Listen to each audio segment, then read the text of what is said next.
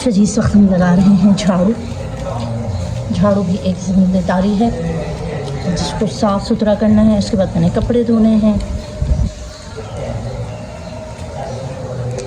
अच्छा यार, फाइनली मैंने कपड़े काट लिए हैं और अब सीने के लिए बैठ गई हूँ। मशीन में भर रहे हैं धागा और अलीज़ा इसको घुमाना। वाह क्या शेर था।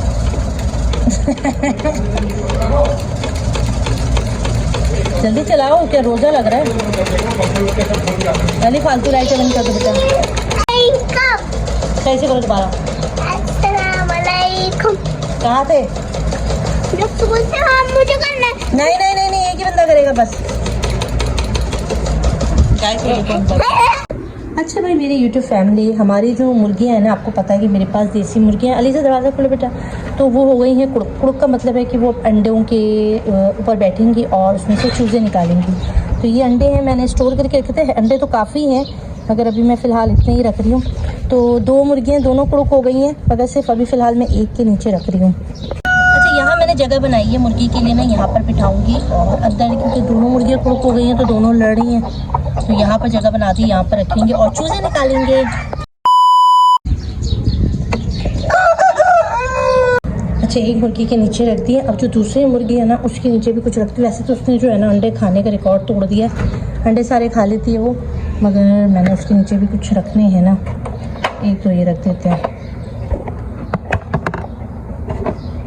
4 रख देते हैं, एक आती निकाल ले, बड़ी बात है। ओके जी, मसला ये हुआ कि इस वक्त बज रहे हैं शाम के 5 और कपड़े सीते सीते मुझे 5 बज गए और अफ्तारी के लिए मैंने कुछ भी रेडी नहीं किया है। और कपड़ा जो काम है, तो आज पूरा दिन मेरा इसी अंगरखा फ्रॉक के साथ निकल गया। अब अफ्तारी बनानी है और अफ्तारी बनाने की बिल्कुल हिम्मत नहीं है, जिसमें भी बहुत दर्द हो रहा है मेरे। तो अभी बना रही हूँ माश दाल की दही बड़े। और माश दाल मैंने भिगो दी थी, तो मूंग दाल की मैंने तुम लोगों को सिखाई हुई है। माश दाल की भी सेम उसी तरीके से बनेगी। तो बस जल्दी जल्दी माश दाल के दही बड़े बनाऊंगी और बाकी अफ्तारी आज बाज़ार से मंगवाऊंगी हस्बैंड से। अच्छा भाई, माश दाल के दही बड़े बनाने के लिए प्याज ली है मैंने हाफ़, इसके अंदर ज़ीरा डाला है, कुटी लाल मिर्ची डाली है, एक हरी मिर्ची डाली थी, थोड़ा सा मीठा खाने का सोडा डालना है, नमक डालना है और थोड़ी सी कुटी लाल मिर्च डालनी है। इसको अच्छी तरह से पीसना है। तो ये देखो इस तरह से एक पेस्ट बन जाएगा और उसके बाद इसको आपने फ्राई कर लेना है। इनको आपने जो फ्राई किए हुए हैं ना, इनको आपने स्टोर भी कर सकते हो फ्रीज़र में।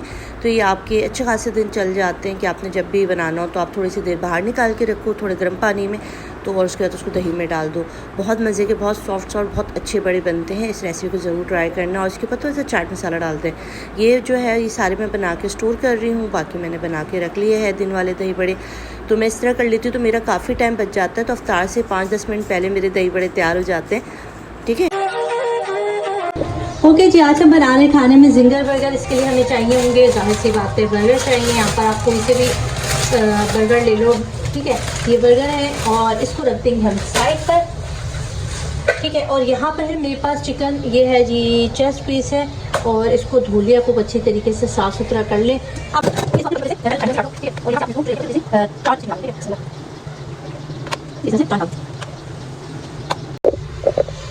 ठीक है, चिकन ले लिया मैंने। अब इसको हमने रखना है इस तरह से एक बाउल के अंदर, निकाल लो। इसके अंदर जो मसाले जाएंगे वो देख लो।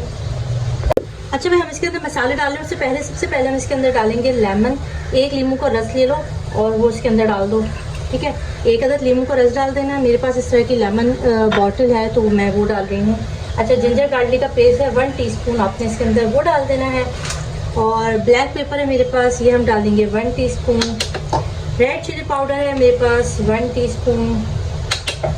अच्छा, धनिया पाउडर ये डाल देंगे 1/2 टीस्पून।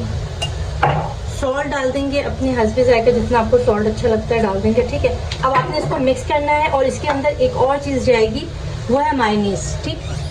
अच्छा, इसके अंदर हम डालेंगे मायोनीज़। मायोनीज़ डालने से इसकी जो बहुत ही मज़े का फ्लेवर आ जाता है, तो ज़रूर मायोनीज़ डाल के देखना, बहुत मज़ा आएगा तुम लोगों को। अच्छा, चाहो तो इसके अंदर थोड़ा सा धनिया पाउडर, वो क्या नाम है, चाहो तो इसमें थोड़ा सा ज़ीरा पाउडर भी डाल सकते हो और हरी मिर्चें भी कूट के डाल सकते हो, ठीक है। अच्छा, ये बर्गर बन रहे हैं खाने के लिए, अभी अफ्तारी के लिए नहीं बन रहे। यहाँ पर बन रहे हैं, फुल टाइम तेज़ी हो रही है क्योंकि मगरिब होने वाली है। और यहाँ बन रहे हैं फ्राइज़। और ये अच्छा, यहाँ मैं इस वक्त एक बना रही हूँ। इसके अंदर मैंने लिया है आटा और ब्लैक पेपर, सॉल्ट और लाल मिर्चें। इसको लेने के बाद जो है ना इसकी कोटिंग तैयार कर रहे हैं चिकन की। अभी मैं एक बना रही हूँ क्योंकि अभी अफ्तारी के टाइम पर सिर्फ एक ही है खाने वाले, बाकी कोई भी नहीं खा रहा है, सब कह रहे हैं खाने पर खाएंगे, तो मैं आपको एक बना के दिखा रही हूँ, ठीक है। अगर हम मायोनीज डाल देते हैं फिर हमें इसको अंडे में डिप नहीं करना पड़ता। अब ये चिकन है, इसको मैंने लेना है और इस चिकन को जो मसाला लगा हुआ चिकन का इसमें अच्छी तरह से कोट कर देंगे, ठीक है। अगर आपको इसकी डबल कोटिंग करनी है, आप चाहते हो इसको बहुत अच्छा क्रिस्पी बना है, तो आप इसको डबल लेयर में भी कर सकते हो। बस आप सिंपल लेंगे और इसको फ्राई कर देंगे।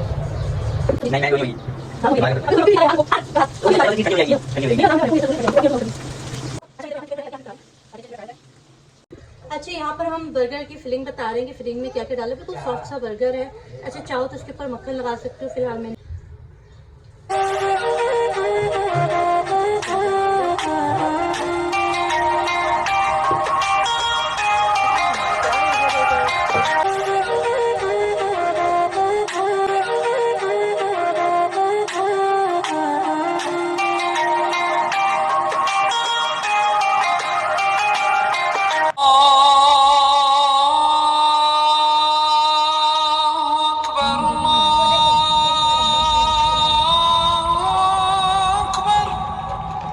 अस्सलाम वालेकुम माय यूट्यूब फैमिली। और आज फिर हम जा रहे हैं शॉपिंग पर, और क्योंकि अब रमज़ान के जो है वो शॉपिंग करीब करीब है, तो सब शॉपिंग पे जा रहे हैं साथ चले।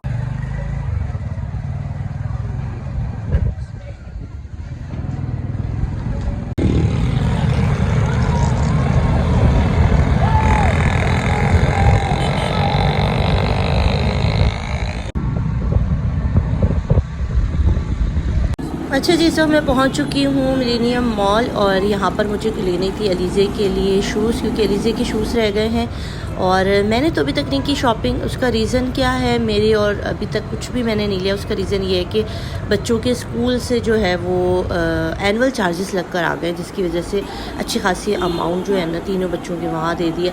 तो अब मैंने सोचा है अगर सैलरी आएगी, न्यू सैलरी रमज़ान से पहले, ईद से पहले, तो फिर ले लूँगी। नहीं आई तो फिर बस जो रखा हुआ है वही पहन के टाइम पास करना पड़ेगा। यार पेरेंट्स की बहुत परेशानियाँ हो जाती है। मिडिल क्लास जो लोग होते हैं ना, उनको बहुत सारी चीज़ों में जो है ना वो सोचना पड़ता है, हाथ रोकना पड़ता है। और स्कूल वालों ने भी जो है ना वो हमेशा ईद के बाद ही एनुअल चार्जेस आते थे, मगर उन्होंने इस दफ़ा ही भेज दिए, तो 15-20 हज़ार मेरे वहाँ चले गए स्कूल की फ़ीस से लग के। तो अच्छा खासा बजट जो होता है ना वो ऊपर नीचे हो जाता है। तो बस मेरा भी कुछ ऐसे ही हाल है। तो इसको फ़िलहाल अलीज़े के लिए ही शूज़ लेना है, और अलीज़े का शॉपिंग कंप्लीट बच्चों की होती है। वैसे तो ईद पढ़ूँगी तो बस नाम की होती है, तो बस बच्चों की शॉपिंग करनी है। तो बच्चों की अलीज़े जो है ना उसका शूज़ ले रही थी।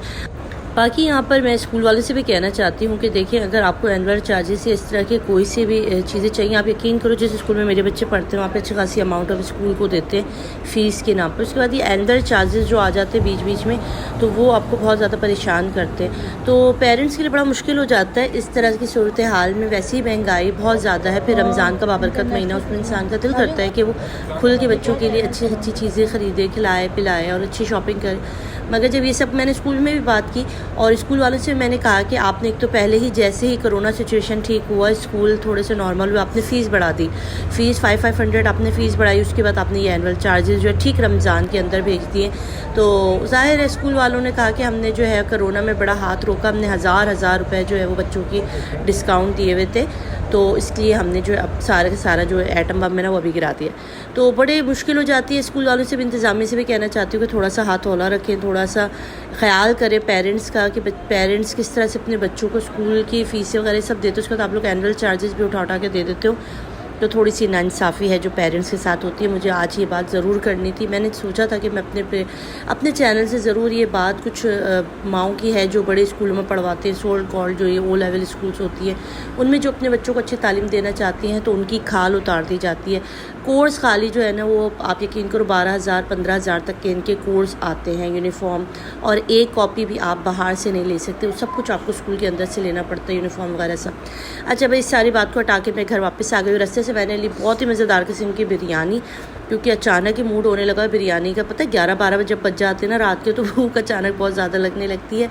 तो बस मैंने इस तरह करके जो है आज का जुम्मे का दिन निकाला, और बहुत बाबरकत दिन। और आपसे दुआ है कि बहुत सारी दुआएं हैं आप लोगों के लिए, आपकी फ़ैमिली के लिए। आप लोग भी ज़रूर दुआ में याद रखा करें कि अल्लाह पाक जो है ना रमज़ान की बरकतें समेटने का सबको मौका दे। अल्लाह हाफ़िज़।